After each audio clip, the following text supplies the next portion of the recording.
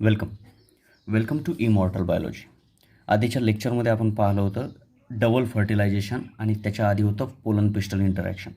Double फर्टिलायझेशनमध्ये आपण पाहिलं की एखाद्या पोलन ग्रेन्समध्ये असणारे किंवा मग एखाद्या मायक्रोस्पोरमध्ये असणारे मेल गॅमेट हे सिफॅनोगमीने ट्रॅव्हल होऊन म्हणजे त्या ट्यूबमधून ट्रॅव्हल होऊन इथपर्यंत आलेले आहेत. एक इथे मिळाल्यानंतर तयार झालं झायगोट ज्याला आपण काय म्हटलं होतं सिनगमी, आणि एक दुसरा इथे येऊन मिळाला म्हणजे इथं पहिलेच दोन हॅप्लॉइड सेल तयार होत्या आणि एक तिसरी म्हणजे इथं तयार झाले ट्रिप्लॉइड सेल ज्याला आपण ट्रिपल फ्युजन म्हणलं होतं.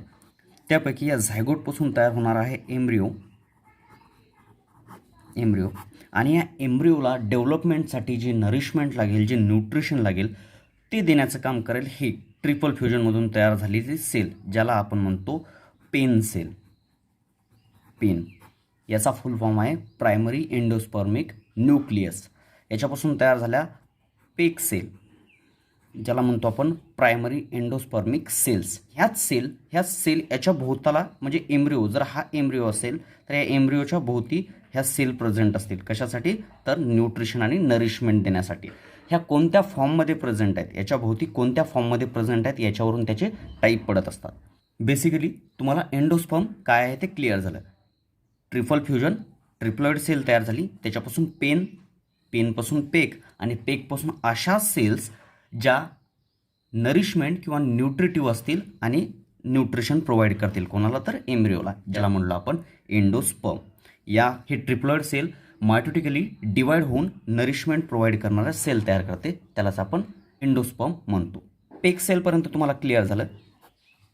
तर एंडोस्पर्म 3 प्रकारचे आहेत. एम्ब्रिओच्या सभोवताली जर पेक सेल फक्त न्यूक्लियसच्या फॉर्ममध्ये प्रेझेंट असतील, फक्त न्यूक्लियस, त्यांच्या भोवती वॉल नाही आहे, फक्त न्यूक्लियसच्या फॉर्ममध्ये प्रेझेंट असेल तर त्या टाईपला म्हणायचं न्यूक्लियर टाईप ऑफ एंडोस्पर्म. जर एम्ब्रिओच्या भोवताली ट्रिप्लॉइड सेल्स ह्या सेलच्या फॉर्ममध्ये प्रेझेंट असतील, अशा म्हणजे त्यांच्या भोवती न्यूक्लियसच्या भोवती वॉल पण आहे, तर त्याला म्हणायचं सेल्युलर टाईप ऑफ एंडोस्पर्म. जर या पेक सेलने स्वतःला डिव्हाइड करून 2 प्रकारच्या सेल बनवल्या, एक मोठी आणि एक छोटी. जी मोठी असेल तिला म्हटलं मायक्रोपिलर सेल आणि छोटी असेल तिला म्हटलं आपण चलाझल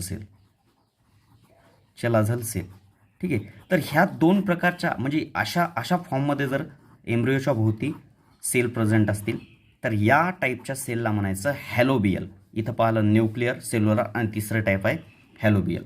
तर तिन्ही टाईप क्लिअर झाले तुम्हाला. न्यूक्लियर फक्त न्यूक्लियाय असतील, सेल्युलर म्हणजे त्याच्या भोवती सेल प्रेझेंट असतील, आणि एक मोठी आणि छोटी असेल तर त्याला म्हटलं मायक्रोपिलर सेल. याच्यामध्ये बघा नरिशमेंट जे न्यूट्रिशन आहे ही मोठी सेल प्रोव्हाइड करत असते मोस्ट ऑफ टाईम, आणि जर गरज पडली तर मग छोटी सेल प्रोव्हाइड करत असते.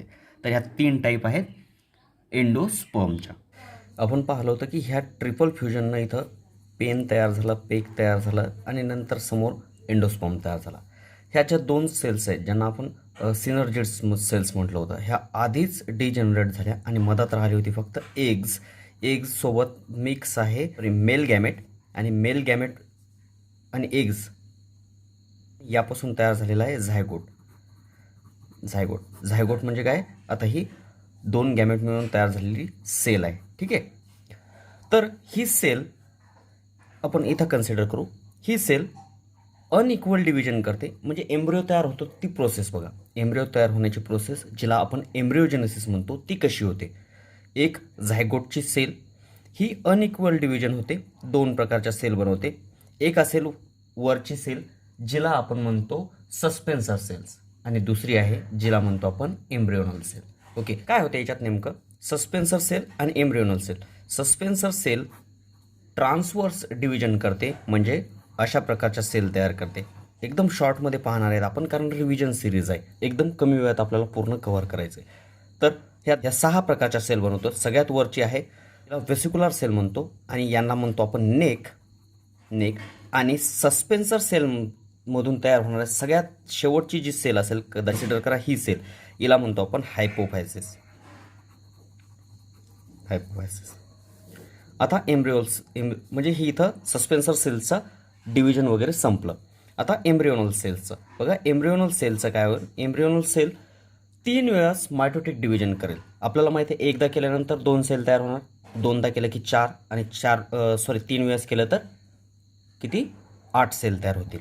तर हे अशा सेल असतील. आणि NCERTमध्ये सांगितलेलं आहे की 2 वेळेस लॉन्जिट्युडिनल डिव्हिजन होईल आणि एकदा ट्रान्सफर होईल. बघा किती झालं, 1 2 3 4 5 6 7 8. हे एकमेकाला अटॅच आहे. ही इथं अटॅच आहे, सध्या दिसणार नाही पण इथं अटॅच असणार आहे ते.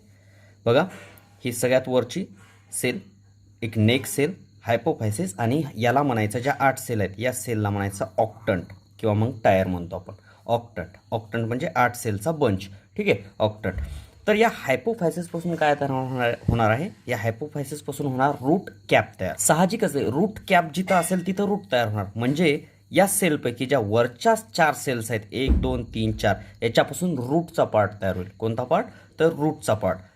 ठीक आहे, आणि खालचा जो पार्ट आहे याच्यापासून शूटचा पार्ट तयार होईल. म्हणजे झाडाच्या जमिनीच्या खालचा पार्ट जो आहे हा या वरच्या सेल तयार करतील, आणि जमिनीच्या वरचा जो शूट सिस्टम म्हणतो आपण, हा पार्ट कोणता, हा खालचा पॉईंट तयार करेल.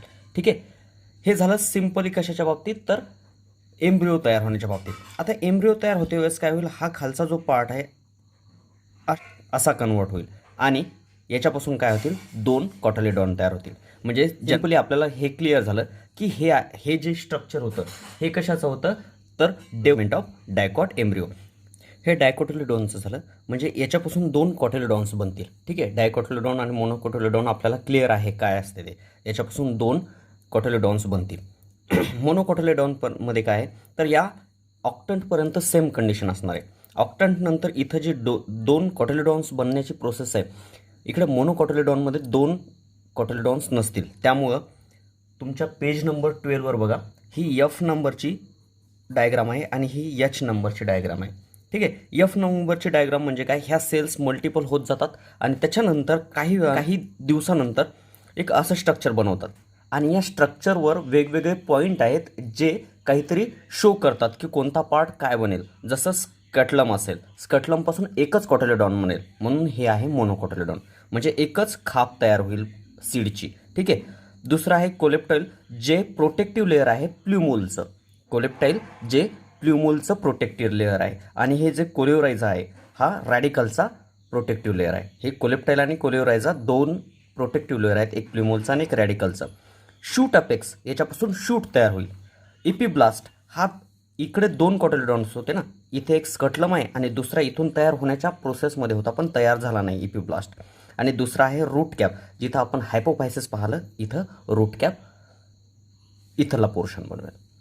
अशा पद्धतीने मोनोकॉटिलेडॉन आणि डायकॉटिलेडॉन एकदम शॉर्टमध्ये आपण पाहिलेला आहे.